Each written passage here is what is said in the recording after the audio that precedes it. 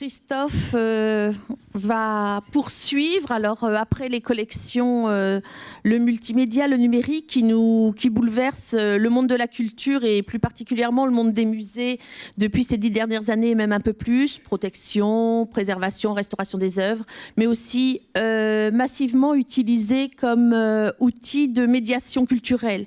Réalité augmentée, réalité virtuelle, hologramme, 3D, histopad. D'ailleurs, n'oubliez pas de poser vos questions. Le musée est à l'ère du numérique, peut-être. Merci pour cette invitation à l'ICOM, d'ailleurs. Je voulais d'abord remercier Sophie Lévy d'avoir esquissé un panorama de Nantes, ça m'évite de le faire. Et c'est vrai que nous sommes voisins et on suit avec beaucoup d'intérêt cette réouverture du musée d'art. Le château des Ducs de Bretagne, donc c'est un musée urbain. C'est un château déjà qui est en centre-ville. On est voisins, on est à 5 minutes à pied du musée d'art, qui a été restauré complètement dans le courant des années 90 et avec une volonté de la ville de Nantes d'y créer un musée d'histoire, un musée d'histoire urbaine, avec une démarche peut-être pas forcément très courante de la part de l'équipe de conservation qui a écrit le musée. Ça a été de dire, bon, on a des objets, on en a 40 000 en collection, quelque chose comme ça. Je crois qu'Aurélie pourra me corriger. Et bon, bien sûr, on ne peut pas tout exposer. Et surtout, ils ne sont pas forcément tous très intéressants. Ce ne sont pas forcément des œuvres. Mais on est un musée de société. Ils ont fait le choix d'oublier les collections, le temps d'écrire un parcours historique, le récit de l'histoire de Nantes, en gros de la période de construction du château, 1480 à aujourd'hui. Et ça n'est qu'après qu'ils sont allés chercher les objets en ce qu'ils illustraient leur discours muséographique, leur discours historique. Et bien entendu, il y avait des manques, il y avait des dents creuses, etc. Donc très très tôt, très en amont, ils ont fait le choix d'avoir recours à ce qu'on appelait aujourd'hui, enfin à l'époque le multimédia, c'était il y a un peu plus de 10 ans, maintenant on parle plus de numérique, mais c'est un peu la même chose. Et de l'utiliser, ces dispositifs numériques, pour scander le parcours, pour l'intégrer complètement dans l'expérience de visite, et non pas le séparer, comme ça se fait parfois. Donc là, il y a quelques dates. L'écriture du parcours a été faite donc en même temps que le parcours muséographique. Il y a eu une grosse production, puisque le budget consacré au numérique à l'époque, c'est 5% du budget de restauration du château et de muséographie, ce qui est quand même beaucoup. Ça correspond à peu près à 10% de la muséographie. Et donc avec des dispositifs à l'époque, que ce soit des films, des bancs interactifs, enfin, c'est pas la peine que je vous lise ma diapo, et une ouverture en 2007, avec donc ce dispositif qui à l'époque était un petit peu en avance. En 2016, il y a eu ce qu'on appelle entre nous la V2 du musée. C'est surtout qu'on a donc l'exposition permanente a été un peu retouchée, même beaucoup dans pas mal de salles, et surtout on a créé de nouvelles salles contemporaines, notamment sur les deux guerres à Nantes. L'idée, c'était vraiment d'intégrer les dispositifs numériques, mais pas seulement de les intégrer en disant on met un joli mobilier et on s'arrange pour que ça se voit pas trop, mais qu'il y ait vraiment des réponses entre ce qui était exposé et les objets exposés et ce qui était délivré par les dispositifs. C'est pour ça qu'on a eu une très grande variété. Ça va de la borne interactive.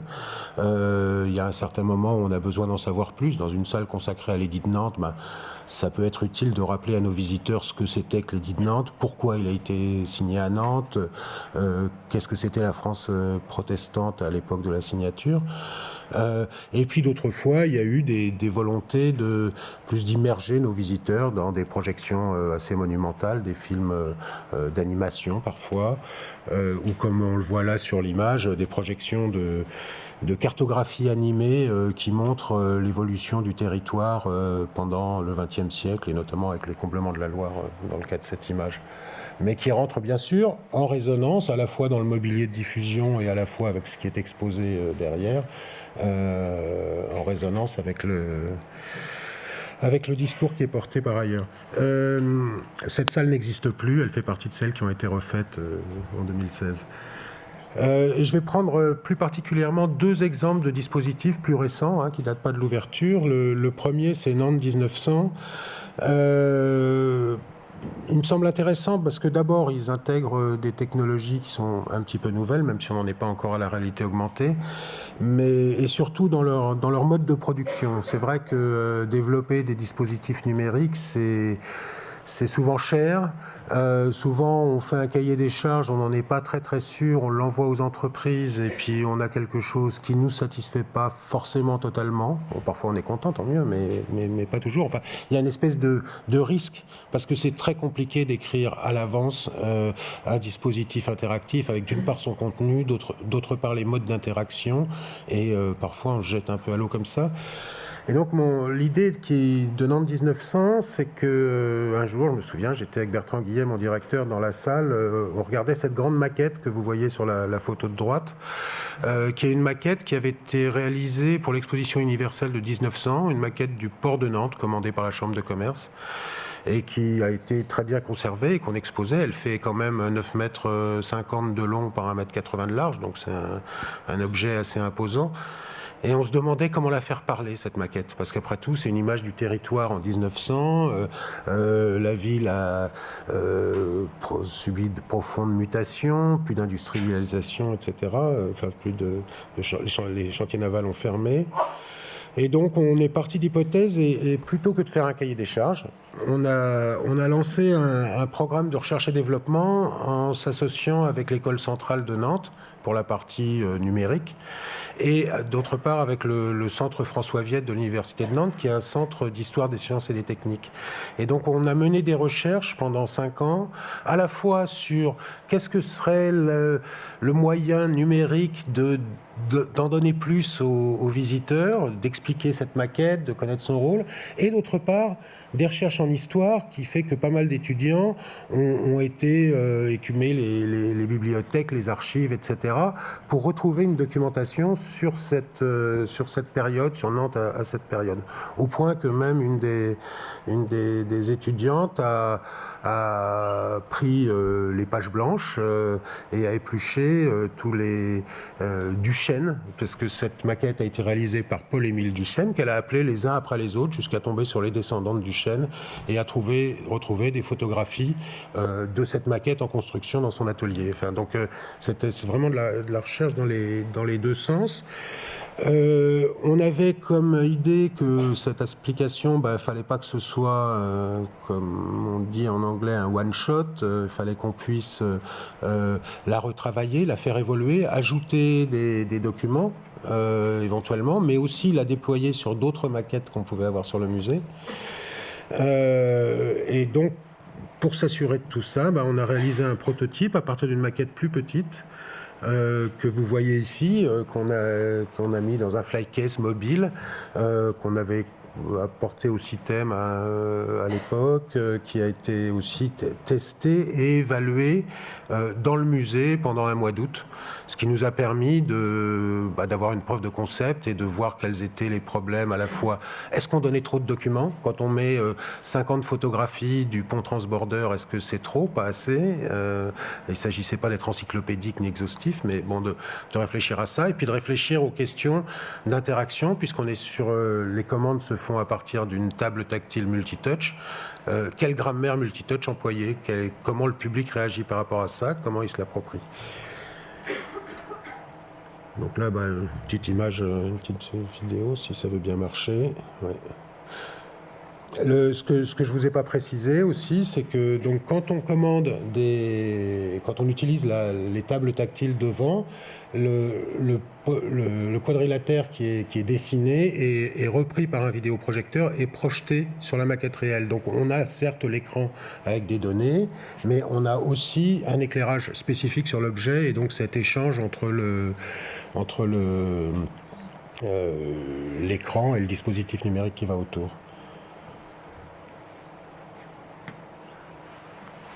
Donc je vais peut-être passer parce que le temps est compté, je crois. Voilà, enfin, donc le principe, c'est que chaque zone de la maquette est tactilisée et on obtient à chaque fois un certain nombre de données textuelles ou iconographiques.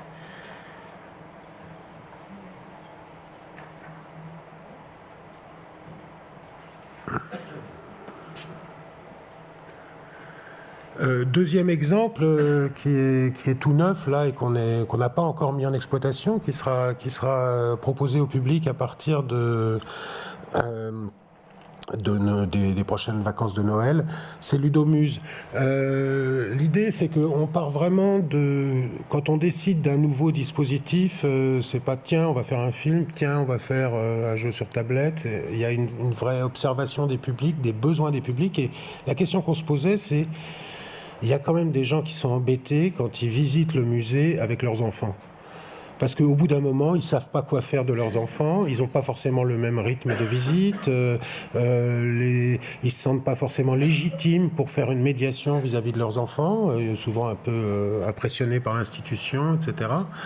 Et donc l'intuition, c'était, si on donne une tablette aux parents, une tablette aux enfants, et que ces tablettes communiquent entre elles, il va se passer quelque chose, il va y avoir un dialogue dans la famille, et du coup peut-être qu'on peut en profiter pour rajouter nos messages de médiation, etc. Donc c'est ce qu'on a développé. L'idée aussi, c'est que tout ça coûte très cher, et donc là pour financer ça, on a fait une sorte de consortium avec Paris Musée pour le musée Cernucci, et puis Erasme, le laboratoire Erasme qui dépend du Grand Lyon, avec qui j'étais en réunion hier. Ce qui nous a permis d'obtenir un financement du ministère dans le cadre des appels à projets numériques innovants, et puis de mettre chacun un petit peu au pot pour développer notre application. On a très vite fait des prototypes, puisque la question pour nous de l'évaluation est essentielle. J'en parlais sur Nantes 1900, de voir comment le public s'approprie les dispositifs. Là, on a fait la même chose. Il y a même eu 2 séances d'évaluation qui avaient été déjà budgétées dès le départ. On est maintenant en train de finaliser l'application, et la nouvelle, c'est que Ludomuse a été développé en open source. Ça ne veut pas forcément dire gratuit, mais en tout cas que n'importe quel musée peut s'en emparer, le télécharger et le proposer sur son parc de tablettes, visioguides, etc., moyennant un certain nombre de prérequis techniques. Donc ce qu'on a fait, c'est une bibliothèque d'interaction. On a imaginé des interactions qui puissent convenir un peu à n'importe quelle situation de musée, que ce soit un musée de société, un musée d'art, etc. Et on va pouvoir organiser son scénario à partir de cette bibliothèque d'interaction qui, je l'espère, petit à petit s'enrichira. Donc les évaluations qu'on a fait vraiment sérieusement avec un laboratoire de l'université de Lyon 2, laboratoire Helico, donc fallait tester le prototype, bien sûr, déjà voir les histoires de bugs, etc., puisque les tablettes étant connectées entre elles en Wi-Fi, toujours des questions techniques un peu lourdes. C'est surtout la question de l'appropriation des dispositifs par les familles dans différents formats. Comment ça se passe quand c'est un grand-père et sa petite fille? Comment ça se passe quand c'est un frère et une sœur? Comment ça se passe quand c'est 2 frères, etc., etc. Comment ça se passe quand il y a 3 enfants dans la fratrie? Alors qu'il n'y a que 2 tablettes. Donc on a vraiment testé, évalué tout ça. On a testé les formes d'interaction. Et donc il y a eu ces deux choses-là qui nous ont vraiment convaincus de poursuivre. Les principaux résultats, vous les avez sous les yeux. C'est qu'il y a une vraie curiosité, une vraie appétence. On a envie de continuer. Et là, je vous ai mis quelques verbatim, mais l'idée, c'est qu'on est vraiment dans quelque chose de collaboratif. C'est-à-dire qu'on va demander, par exemple, de compter les marches pour aller jusqu'à la salle 23. Et du coup, la question est posée par l'un, la réponse doit être par l'autre. Il y a des systèmes de puzzle. Enfin, voilà, il y a pas mal d'interactions. Et donc, bon, deuxième évaluation, on a affiné tout ça et surtout beaucoup travaillé sur la question de l'interaction entre les tablettes et les œuvres et les collections, parce que il ne s'agit pas que nos visiteurs passent la visite entière sur leur tablette. Donc, il fallait vraiment travailler aussi nos scénarios de manière à ce que ça demande une observation de ce qu'il y a dans la salle, etc. Et donc les bénéfices dans le résultat de l'évaluation, c'est ça. En fait, donc c'est un parcours. On l'a consacré nous pour le premier parcours qu'on a fait. On va en développer d'autres aux collections Lu, Lefebvre Utile, hein, puisqu'on a on a 3 salles qui parlent de la question de l'industrie agroalimentaire à Nantes au début du 19e siècle, plus une salle plus consacrée à l'art publicitaire, notamment de Lu. C'est un parcours qui dure 30 à 35 minutes et la question aussi là a été importante et on a donc oui ça a très bien fonctionné. Encore quelques instants. Je conclus. Voilà. C'est ma dernière page. Donc en gros, oui, l'idée, je crois, c'est sur le numérique. C'est vrai que souvent, ça fait peur. On a peur de capter l'attention des visiteurs par des écrans, etc. Il y a d'autres avantages. Simplement, la question, c'est qu'ils soient vraiment conçus et développés à la fois par rapport à l'objectif de médiation qui doit être défini et qui doit être préalable au choix du dispositif, et surtout évaluer en regard des usages. J'ai souvent coutume de dire, au début, on avait nos bornes interactives en 2007, c'était un trackball et un bouton. Les gens, au bout de 3 ans, ils sont arrivés, ils appuyaient directement sur l'écran parce que la SNCF avait sorti ses premiers distributeurs de billets tactiles. Donc on a tactilisé nos écrans. Et ça, c'est aussi important de savoir. La dernière évolution, c'est qu'ils sont arrivés et puis ils ont mis leurs 2 doigts, ils ont écarté. Et là, on s'est retrouvé coincé. On s'est retrouvé du jour au lendemain parce que Apple avait sorti son iPhone avec des objets obsolètes. Donc il y a les dispositifs, il y a ce qu'on y raconte, et il y a aussi les usages des publics qui sont à observer et suivre très attentivement. Voilà, merci.